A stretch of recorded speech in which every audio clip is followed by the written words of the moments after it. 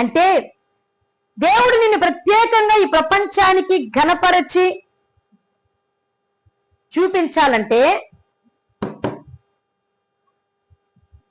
దేవుడు ఏం చేస్తాడు? కొంత టైం పడుతుంది. కొంత టైం పట్టినప్పుడు నీ ఉన్నతమైన పిలుపుతో ప్రత్యేకంగా పిలువబడ్డావు, ఒక లీడర్ గా పిలువబడ్డావు, ఒక ప్రాఫెట్ గా పిలువబడ్డావు, ఒక రాజుగా పిలువబడ్డావు, ఒక వ్యాపారవేత్తగా పిలువబడ్డావు. అవి నీ ద్వారా విస్తరించబడాల్సి ఉన్నది. అయితే దేవుడు వెంటనే నీ జీవితంలో ఆ కార్యాలు చేసాడు. నిన్ను ప్రత్యేకమైన పిలుపుతో ఎలా పిలిచాడో ఆ పిలుపును స్థిరపరిచేటప్పుడు ప్రత్యేకమైన సమయాన్ని కూడా ఆయన నిర్ణయిస్తాడు. ఆ సమయము కొంత ఆలస్యమని మనకు అనిపిస్తుంది మనం నడుస్తున్నప్పుడు, but it's a divine preparation. అర్థమవుతుందా? నువ్వు ఘనత కొరకు నియమించబడ్డావు గనక, దేవుడిని మహిమపరచడానికి పిలిచాడు గనక, ఆ ఘనత కొరకైన సిద్ధపాటు మాత్రమే అనేది నువ్వు గ్రహించాలి.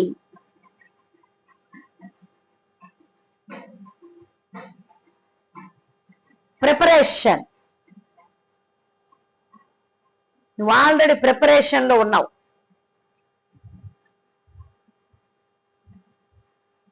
హల్లెలూయా. దేవుడు నిన్ను ప్రిపేర్ చేస్తున్నాడు. దేనికోసం? అవమానించబడటానికి కాదు, నిందించబడడానికి కాదు, కోల్పోవడానికి కాదు, హింసించబడడానికి కాదు, మహిమపరచబడడానికి, ఘనపరచబడడానికి, ఉన్నతమైన స్థానములో నువ్వు ఉండేటందుకు దేవుడు నిన్ను ప్రిపేర్ చేస్తా ఉన్నాడు. ఇది ఆలస్యం అని అనుకోవద్దు.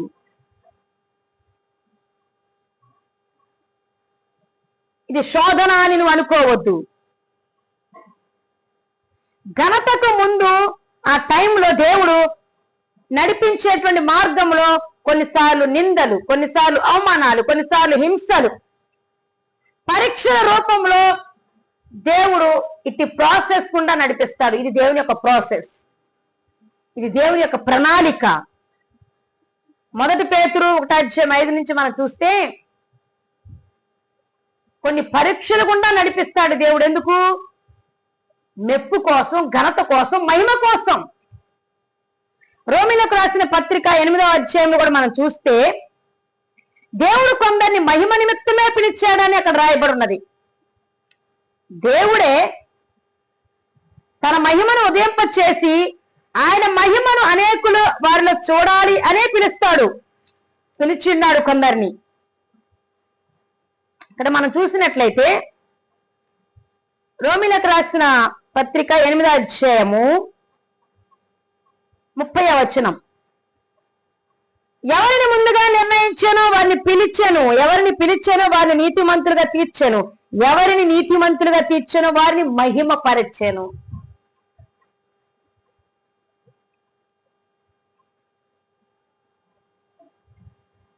అయితే బైబిల్లో ఈరోజు ఒక గొప్ప విశ్వాస వీరుడు గురించి, పరిశుద్ధుడు గురించి మాట్లాడడానికి ఇష్టపడతా ఉన్నాను. ఆ పరిశుద్ధుని విషయంలో దేవుడు కొన్ని పర్మనెంట్ బ్లెస్సింగ్స్ ని సిద్ధపరిచాడు. శాశ్వతమైన ఆశీర్వాదాలతో నింపడానికి ఆ వ్యక్తిని ప్రత్యేకంగా పిలుచుకున్నాడు. ఘనపరచడానికి పిలిచాడు. ప్రపంచానికి ఆయన బిడ్డగా, ఆయన సేవకునిగా, ఆయన ప్రతిష్ఠితుడుగా ఘనపరచడానికి పిలిచాడు. అయితే దేవుడు తన ప్రణాళికను నెరవేర్చేటువంటి సమయం ముందు వరకు కూడా అతనిని వేరు మార్గాల గుండా నడిపించాడు. వేరు మార్గాల గుండా నడిపించాడు. ఆ పర్మనెంట్ బ్లెస్సింగ్ ని పొందుకొంట కొరకు, ఆ ఉన్నతమైన స్థానాన్ని అధిరోహించడానికి ముందు దేవుడే కొంత ఆలస్యం చేసినట్టుగా అనిపిస్తుంది. అతన్ని అటు రీతిగా సిద్ధపరిచాడు. అతన్ని సిద్ధపరుస్తున్న సమయంలో ఆ వ్యక్తి కూడా కొన్ని నిందలు, అవమానాలు, హింసలు, పరీక్షల గుండా నడిపించబడ్డాడు. దేవుని చేత పర్ఫెక్ట్ గా పిలుపుకు తగిన రీతిగా సిద్ధపరచబడ్డాడు. తరువాత దేవుడు అతన్ని దాచి సిద్ధపరిచి ఒక రోజున అతని మీద ఉన్న ఆత్మ ఎవరో, అతనిలో ఉన్న వరాలు ఏంటో, అతను ఎవరో ఏమై ఉన్నాడో ప్రపంచానికి చూపించాడు. అలాగే అతనిలో ఉన్నటువంటి దేవుణ్ణి, అతను నమ్ముకున్నటువంటి దేవుణ్ణి అందరూ కూడా ఎరిగేటట్టుగా చేసేశాడు. ఆ వ్యక్తి పేరే యోసేపు.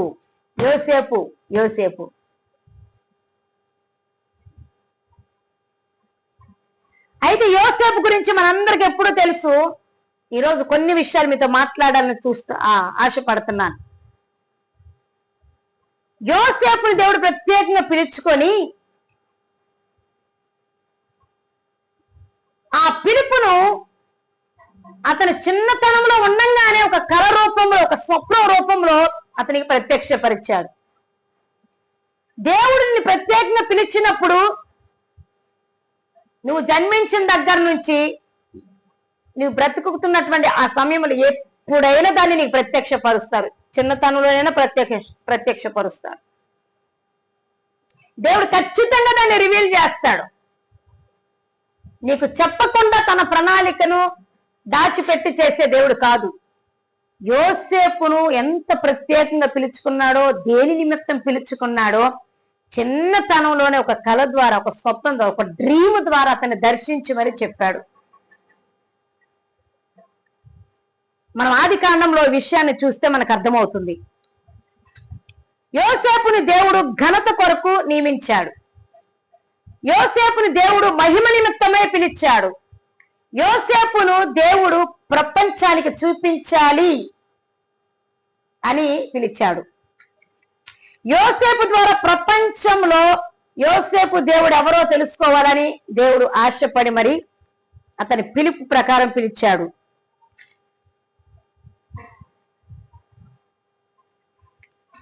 ఆది కాండము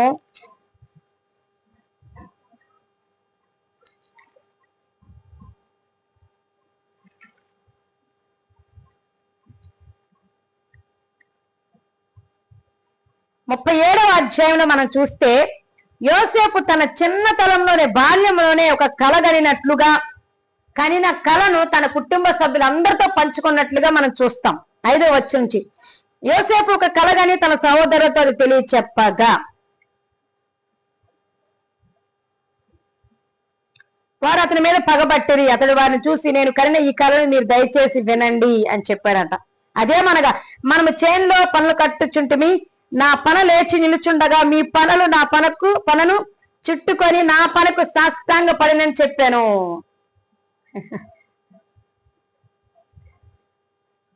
మరొక కళ, అతడు ఇంకొక కళ గని తన సహోదరులకు తెలియచేస్తాను. ఇదిగో నేను మరి ఒక కళ గంటిని, అందులో సూర్య చంద్రులు 11 నక్షత్రములను నాకు సాష్టాంగ పడినని చెప్పాను. యోసేపుకు దేవుడు తన చిన్నతనంలోనే 2 కళల ద్వారా దేవుడు తనని ఎలా ఘనపరచబోతున్నాడు, ఎలా వాడుకోబోతున్నాడు, ఏ పిలుపుతో పిలిచాడు, తనని ఎలా మహిమపరచబోతున్నాడు ప్రపంచం ఎదుట అనేది స్పష్టంగా క్లియర్ గా 2 కళలతోనే మొత్తం చెప్పేసేసాడు, ప్రత్యక్షపరిచాడు.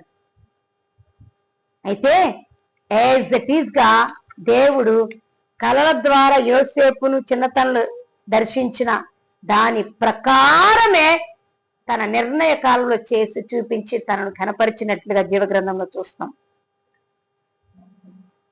అయితే యోసేపు విషయంలో ఆ కళలు నెరవేర్చబడే లోపు కొంత ఆలస్యమైనట్టుగా, కొంత సమయము పొడిగించబడినట్టుగా, కొంత సమయం గడిచినట్టుగా మనకు అనిపించింది. కానీ దేవుడు యోసేపును అంతకాలము సిద్ధపరుస్తూ ఉన్నాడు. ఏ ఘనత నిమిత్తం పిలిచాడు, ఏ మహిమ నిమిత్తం పిలిచాడు, ఆ సామర్థ్యం కలిగినటువంటి వ్యక్తిగా ఉండటం కొరకు సిద్ధపరిచాడు, ప్రిపేర్ చేశాడు. ఒక మంచి ప్రాసెస్ లో గుండా దేవుడు నడిపించాడు. దేవుడు తన చిత్త ప్రకారంగా నడిపించాడు. నడిపించిన సమయములో తన కుటుంబం ద్వారా అలాగే అన్యజనుల ద్వారా కూడా అవమానించబడ్డాడు, నిందించబడ్డాడు. చివరికి ఐగుప్తులో చెరసాల్లో కూడా వేయబడ్డాడు. యోసేపు కూడా ఘనత నిమిత్తం పిలువబడి, మహిమపరచబడి నిమిత్తం పిలువబడినప్పుడు తనని దేవుడు సిద్ధపరుస్తున్న సమయంలో నిందలు, అవమానాలు, హింసలు, పరీక్షల గుండా, చెరసాల అనుభవాల గుండా నడిపించాడు, సిద్ధపరిచాడు.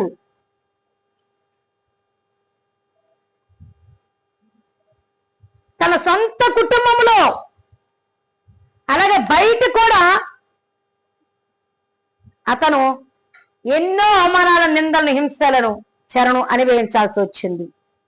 అనేక అనుభవాలతో దేవుడు యోసేపుని సిద్ధపరిచిన తరువాత ఏం చేశాడు అనంటే, దేవుడు నిర్ణయించినటువంటి టైంలో ఆయన తన మహిమను యోసేపు మీద ఉదయింప చేశాడు, తన వెలుగును అతని మీద ప్రకాశింప చేశాడు. అప్పుడు చెరలో ఉండలా, నిందలతోనే ఉండలా, అవమానాలతో ఉండలా, హింసించబడుతూ ఉండలేదు. కానీ అవి కేవలము ప్రిపరేషన్ కొరకు మాత్రమే నియమించబడ్డాయి. అతని గణపరిచేటప్పుడు దేవుడు తన మీద ఉంచిన మహిమను రాజే చూసేటట్టుగా, అధికారులు చూసేటట్టుగా, ప్రజలందరూ గుర్తించేటట్టుగా దేవుడు చేసేసాడు. ఎప్పుడైనా దేవుడు నిన్ను మహిమ కొరకు సిద్ధపరుస్తుంటే, మహిమ కొరకు నిన్ను పిలిచి ఉంటే, నిన్ను ప్రపంచము చూసి ఘనపరచాలి అనే ఉద్దేశంతో నీ పిలువబడితే దేవుడు ఖచ్చితంగా నిన్ను ప్రిపేర్ చేస్తాడు. నిన్ను ప్రిపేర్ చేసేటప్పుడు సెపరేట్ చేస్తాడు.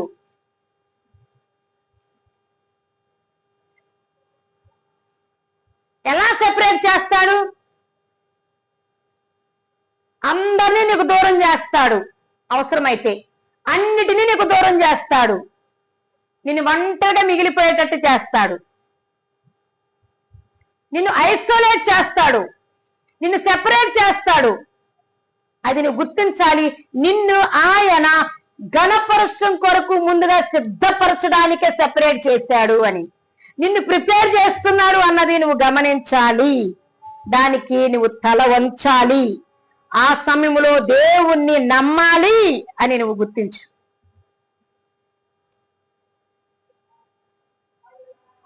నిన్ను ప్రిపేర్ చేస్తున్నప్పుడు నిన్ను సెపరేట్ చేసే విధానం ఎట్లా ఉంటుందనంటే, నీ సొంత వారిని, నీ కుటుంబ సభ్యులని, నీ రక్త సంబంధికులు, నీ బంధువులను, నీ స్నేహితులను, నీకు ఇష్టమైన వారిని సైతము నీ నుండి ఆయనే దూరం చేసేస్తాడు. నీకు ఇష్టమైన వాటిని, నువ్వు దృష్టి పెట్టకూడని వాటిని కూడా నీకు దూరం చేసేస్తాడు. అప్పుడు నువ్వు అనుకుంటావు, ఐఎమ్ అలోన్, నేను ఒంటరి వాడిని ఫీలింగ్ నీకు వస్తుంది, వచ్చి తీరుతుంది. కానీ ప్రియ దేవుని బిడ్డ, నువ్వు ఒంటరి కాదు. అట్లా నిన్ను సెపరేట్ చేస్తున్నాడు, నిన్ను ప్రిపేర్ చేస్తున్నాడు. ఆయనే నీతో ఉన్నాడు. ఇది గుర్తిస్తే నీకెంతో సంతోషం.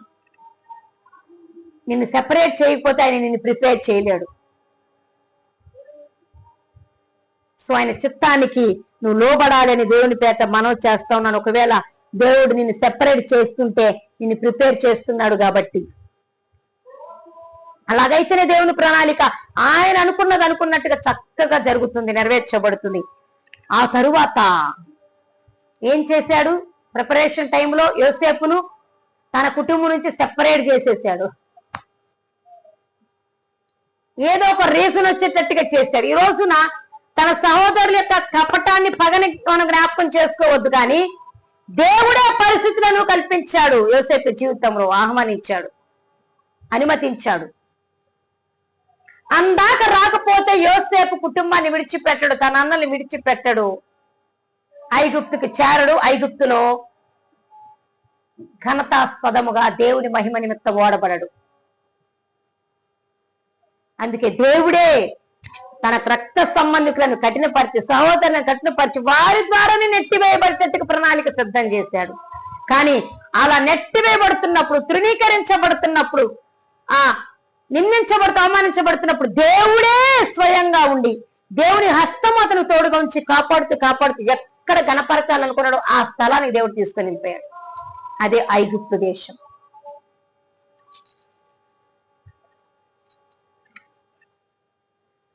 ఆ తర్వాత ఐగుప్తుకు వెళ్ళాక కూడా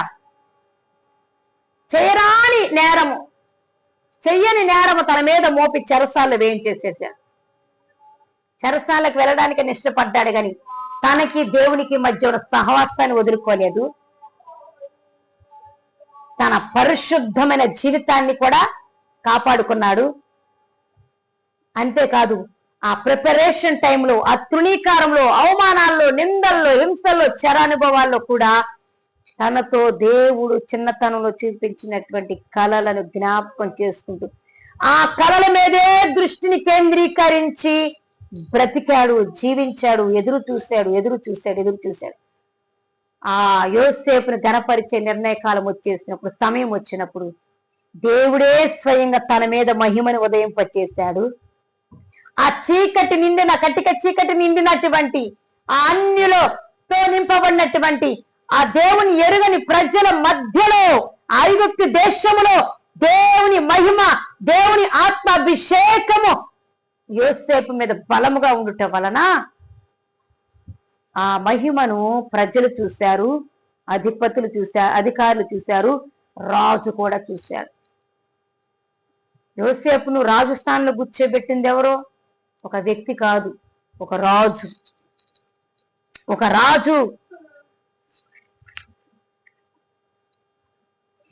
యోసేపుని దేవుడు ప్రత్యక్షపరిచేటప్పుడు, గణపరిచేటప్పుడు రాజు ద్వారా అతనిని ప్రత్యక్షపరిచాడు. ఇందాక చెప్పబడిన వాక్యము, రాజులు నీ మీద ఉన్న మహిమను చూసి వస్తారు, రాజుల సైతము నీ వద్దకు రప్పించబడతారు, భూజనులందరూ సైతము నీ మహిమను చూసి వస్తారు, నీకు లోబడతారు. ఇక్కడ యోసేపును ఘనపరచడానికి, యోసేపు పట్ల దేవుని చిత్తం ఐగుప్తులో నెరవేర్చబడటానికి, యోసేపు ఒక అధికారి అవ్వడానికి, యోసేపు యొక్క రాజు అంతటి వాడు అవ్వడానికి, యోసేపు ఐగుప్తుని ప్రపంచ దేశాలను పోషించడానికి, యోసేపు ఐగుప్తుని మీద ఏలుబడి చేయటానికి, యోసేపు మీద ఉన్న మహిమ ఎవరు చూసేటట్టుగా చేశాడు? రాజు. దేవుని యొక్క మహిమ యోసేపు మీద కనబడగానే రాజు హృదయము యోసేపు తట్టు త్రిప్పబడింది. అధికారులు యోసేపు తట్టు త్రిప్పబడ్డారు, ప్రజలు యోసేపు తట్టు త్రిప్పబడ్డారు. ప్రిపరేషన్ టైంలో ఎవరెవరైతే దూరం అయిపోయారో, ఎవరెవరైతే మిస్అండర్స్టాండ్ చేసుకున్నారో, ఎవరెవరైతే పగబట్టారో వాళ్ళందరూ మరల యోసేపు తట్టు త్రిప్పబడ్డారు. యోసేపు నద్దకు పరుగెలెత్తి మరి వెళ్ళిపోయారు. నీ మీద పగబట్టిన వారు, నిన్ను మిస్అండర్స్టాండ్ చేసుకున్నవారు, నీ నుండి దూరం అయిపోయినటువంటి వాళ్ళని, నా దేవుడు నీ మీద ఉదయింపచేస్తున్న మహిమ ద్వారా వారు ఆకర్షించబడి నీ యొద్దకు పరిగెత్తుకుని వస్తున్నారు. నీ ద్వారా చేయబడుతున్న సూచక క్రియల అద్భుతాల ద్వారా వారు నీ యొద్దకు పరుగులు ఎత్తుకొని రాబోతున్నారు. అట్టి ద్వారా దేవుని మహిమను నీ ద్వారా కనపరచబోతున్నాడు నా దేవుడు. హల్లెలూయా. అతని మీద ఉన్న దేవుని ఆత్మాభిషేకాన్ని, అతనిలో ఉన్న వరాలను, అతనిలో ఉన్న టాలెంట్స్ ని, అతని మీద ఉన్న దేవుని మహిమను ఐగుప్తులో ఉన్న రాజు, అధికారులు, మరి ప్రజలందరూ, అన్యజనులు గుర్తించారు, చెప్పుకున్నారు. తద్వారా యోసేపును ఘనపరిచారు, తద్వారా దేవుడు మహిమపరిచాడు. దాన్ని మనం చూస్తే ఆదికాండము 41వ అధ్యాయము 37 నుంచి కొన్ని వచనాలు చూస్తే రాజు యోసేపును గురించి, యోసేపు మీద ఉన్న మహిమకు, వెలుగుకు ఆకర్షితుడై ఏమి మాట్లాడాడో మనం చదువుకుంటేనే మనకి ఎంతో సంతోషాన్ని కలుగు చేస్తాయి. ఆ మాట ఫరో దృష్టికి, అతని సమస్త సేవకుల దృష్టికి యుక్తమై ఉండని గనుక అతడు తన సేవకులను చూచి, ఇతని వలె దేవుని ఆత్మ గల మనుష్యుని కనుగొనగలమా అనెను. మరియు ఫరో, దేవుడు ఇదంతా నీకు తెలియపరచను గనుక నీ వలె వివేక జ్ఞానములు గలవారు ఈ దేశంలో ఎవ్వరు లేరు. నీవు నా ఇంటికి అధికారమై ఉండము, నా ప్రజలందరికి విధేయులై ఉంటారు. సింహాసన విషయంలో మాత్రమే నీకంటే నేను పైవాడనై ఉండునని యోసేపుతో చెప్పాను. మరియు ఫరో, చూడుము, ఐగుప్తు దేశమంతటి మీద నిన్ను నియమించున్నానని యోసేపుతో చెప్పాను. మరియు ఫరో తన చేతినున్న తన ఉంగరము తీసి యోసేపు చేతిని పెట్టి నారబట్టలతో తొడిగించి అతని మెడకు బంగారు గొలుసు వేసి తన రెండవ రథం మీద అతన్ని ఎక్కించినప్పుడు బంధనము చేయడం అతని ముందర జనులు కేకలు వేసిరి. అట్లు ఐగుప్తు దేశం అంతటి మీద అతన్ని నియమించెను. మరియు ఫరో యోసేపుతో, ఫరోను నేనే అయినను నీ సెలవు లేక ఐగుప్తు దేశం అన్నంతటిని ఏ మనుష్యుడును తన చేతిని కాలిని ఎత్తకూడదు అని తన పేరు కూడా మార్చేశాడు. చూసారా, దేవుని మహిమ యోసేపు మీద కనబడనంత కాలము ప్రణాళికలో ఉన్నా దాచబడి ఉన్నాడు. అనేకమైనటువంటి భయంకరమైన పరిస్థితులు గుండా నడిపించబడ్డాడు. నిర్ణయ కాలం వచ్చినప్పుడు, దేవుడు తన ప్రణాళికను నెరవేర్చే టైం వచ్చినప్పుడు, తన వాగ్దానాలు నెరవేర్చే టైం వచ్చినప్పుడు, యోసేపుకి ఇచ్చిన కళల నెరవేర్పు జరిగే సమయానికి దేవుడే తనంతట తాను యోసేపు మీద తన మహిమను ఉంచాడు. తన ఆత్మచేత అభిషేకించాడు. తనలో ఉంచిన వరాలు ఆ స్థలంలో ఉపయోగపడేటట్లుగా చేశాడు. తనలో ఉంచిన జ్ఞానాత్మను ప్రజలకు ప్రత్యక్షపరిచాడు. అప్పుడు గుర్తించబడలేనటువంటి వ్యక్తిగా ఉండాలా, ఒక అనామకుడుగా ఉండాలా, ఒక అజ్ఞానిగా ఉండాలా, చెరలోనే ఉండలేదు. రాజులు గుర్తించారు. ఏమన్నాడు? బలమైన మాట, ఇతని వలె దేవుని ఆత్మ కలిగిన మనుష్యుడు, ఇతని వలె దేవుని ఆత్మ వివేక జ్ఞానము కలిగిన మనుష్యుడు. దేవుని మహిమ నీ మీద ఉదయించింది, దేవుని వెలుగు నీ మీద ప్రకాశిస్తుంది అని అంటే రాజులు, అధికారులు, ప్రజలు, అన్ని జనులు సైతము ఈ మాట నీ గురించి చెప్తారు, చెప్పి తీరుతారు. అదే నీకు గుర్తు. ఈ రోజు నుంచి నువ్వు గుర్తుపట్టు. ఓ, ఈమె మీద, ఇతని మీద దేవుని ఆత్మ ఉన్నాడు. ఇతను దేవుని ఆత్మ జ్ఞాన వివేకములు కలిగిన మనిషి. ఆమె సాధారణమైన వ్యక్తి కాదు, అతను సాధారణమైన వ్యక్తి కాదు. దేవుని ఆత్మ కలిగిన వ్యక్తి, దేవుని యొక్క అభిషేకము కలిగిన వ్యక్తి, దేవుని యొక్క వరాలు కలిగిన వ్యక్తి, దేవుని యొక్క వివేక జ్ఞానము కలిగిన వ్యక్తి. ఇట్లాంటి వాళ్ళు ఈ స్థలంలో, ఏరియాలో ఎవ్వరు లేరు, ఈ దేశంలో ఎవ్వరు లేరని చెప్తారు. ఎందుకంటే దేవుడు నీ మీద మహిమను ఉదయింపచేసినప్పుడు ఇదే సాక్ష్యము రాజులు, అధికారులు, ప్రజలు సైతం నేను గురించి చెప్తారు, చెప్పబోతున్నారు. ఇది ఒక బలమైన గుర్తు. దేవుడు నిన్ను మహిమపరుస్తున్నాడు, తన మహిమ నీ మీద ఉదయించబడింది అంటాను. దానియేలు గురించి కూడా అదే కదా. రాజులు అన్నారు, అధికారులు, ప్రజలు గుర్తించి చెప్పిన మాట ఏంటి? ఇతను పరిశుద్ధ దేవదూతల ఆత్మ కలిగిన వాడు, అతి శ్రేష్టమైన జ్ఞాన వివేకములు కలిగిన ఆత్మ కలిగిన వాడు. అబ్రహాము గురించి అబీమెలెకుతో దేవుడే స్వయంగా చెప్తున్నాడు, అబ్రహాము సాధారణమైన వ్యక్తి అనుకుంటున్నావా? అతను ఒక్క నా ప్రవక్త, అతనికి నువ్వు భయపడు, అతని విషయంలో నువ్వే తప్పు చేయొద్దని చెప్పాడు. నీ విషయములో దేవుడే చెప్పాల్సిన వాళ్ళకి దర్శనం ఇచ్చో, కళల ద్వారానో, స్వరం ద్వారానో, ఏదో ఒక ప్రత్యక్షత ద్వారా తెలియచేయబోతున్నాడు. నీవు దేవుని ఆత్మ కలిగిన వ్యక్తివి అని, దేవుని ఆత్మ జ్ఞాన వివేకములు కలిగిన వ్యక్తివని, అతి శ్రేష్టమైన పరిశుద్ధ దూతల దేవుని యొక్క ఆత్మ కలిగిన వ్యక్తివి అని సాక్ష్యం నీ గురించి, నీ మీద ఉన్న దేవుని మహిమను చూసి చెప్పబోతున్నారు. నువ్వు వాడబడబోతున్న స్థలాల్లో, నువ్వు నిలబడిన ప్రజల మధ్యలో ఈ సాక్ష్యాన్ని దేవుడికి నీకు ఇవ్వబోతున్నాడు. అదే నీకు ఘనతకు చిహ్నము.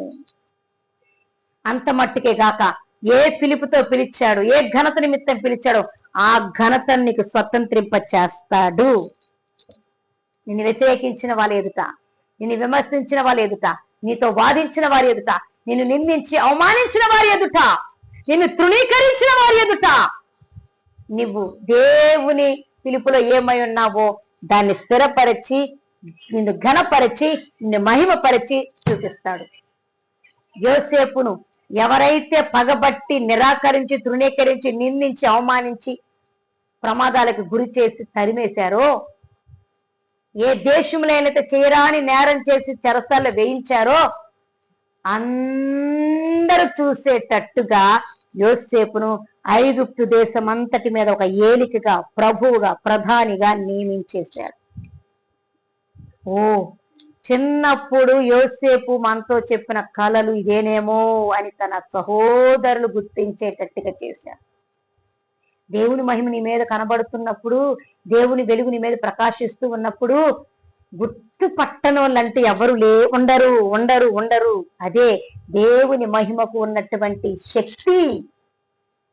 ఎందుకంటే అలా నిన్ను గణపరిస్తే, అలా నిన్ను స్థిరపరిచినప్పుడు ఆ దేవుడు ఎవరో నీ ద్వారా దేశానికి, ప్రపంచానికి అర్థమైపోతుంది గనక, అందుకని నిన్నంత స్ట్రిక్ట్ గా ప్రిపేర్ చేస్తాడు. దాని నిమిత్తం నీ ద్వారా దేవునికి మహిమ రావాలే గాని, నీ ద్వారా దేవునికి మహిమ రావాలే గాని, నీ ద్వారా దేవునికి అవమానం రాకూడదు.